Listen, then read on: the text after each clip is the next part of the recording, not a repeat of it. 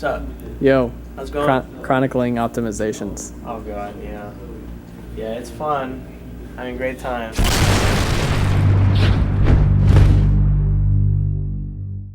This performance initiative is surely a team effort. Every last person is currently working on something related to performance. No question, engineers have the bulk of the work and are going to be the bulk of the impact.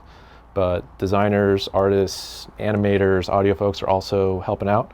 We hope to get the latest tools with Scaleform 4.3 working soon, so we can get the batch profiling and the wireframes and all that stuff that we had previously, and then some, to help us figure out exactly how many primitives we're drawing, how many quads are being drawn, and better ways to reduce that. So once we can get that overdraw working, then it'll be really good. So I'll be working on that today. My name is Amit Patel. I'm the UI lead for PlanetSide 2. When I'm not performing spontaneous surgeries or looking for a White Castle, I am here optimizing. They're stuffing our faces with ribs, meat, barbecue, and Amit's got a veggie burger. To get 60 FPS, you have to get 16 2/3 milliseconds processing per frame, at least. Just talking from the UI, we've been spiking up to 4 or 5 milliseconds once in a while. We really want to keep that number to a minimum. As you can tell,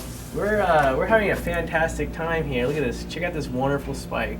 It's beautiful. Oh, let me zoom in. Everything's going well, no problem, no problem. Bam, 8.85 milliseconds for no reason, except that it thinks it needs to garbage collect when I don't think it needs to. Things that we do to minimize those values is we reduce the number of objects we see on the screen. Here we have a before, and on the right we have an after. Now we're primarily interested in this lower right region of the vitals. Every tick is a different texture. You'll notice that it has its own quad being drawn, right? Versus something that's really simple on the right side. Each entire bar is a texture instead of every tick. We noticed that when we have twin collisions, array keeps building on itself and just keeps getting some ridiculous number, and it probably gets garbage collected at some point, which is why we're seeing 8-10 millisecond spikes.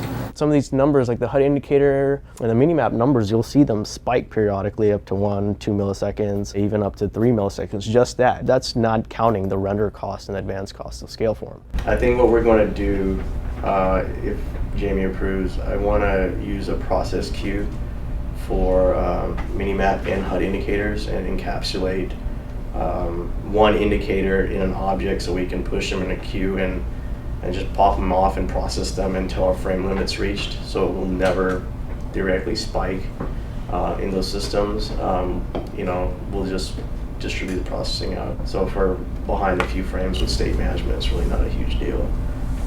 So I'm going to work with Chris on that. Now our next step is to take those spikes and crush them down, make this graph look more organic. And in order to do that, what you have to do is create a cap on a per frame basis, on a per system basis. For example, I'm not going to process more than 200 microseconds for the HUD indicator system, no matter what. And so once we implement that cap, then we'll be able to avoid spikes altogether. So what we have right now, we've throttled it to evaluating the client requirements around 3 times a second, 3 or 4 times.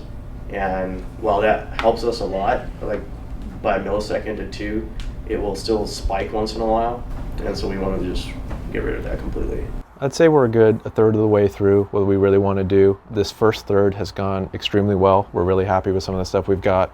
We've still got a lot of bugs to fix and a lot of issues to resolve, but it's really coming together. We're happy with what we got, and we're working on metrics to kind of figure out exactly how well we've done. But initial assessments are very good.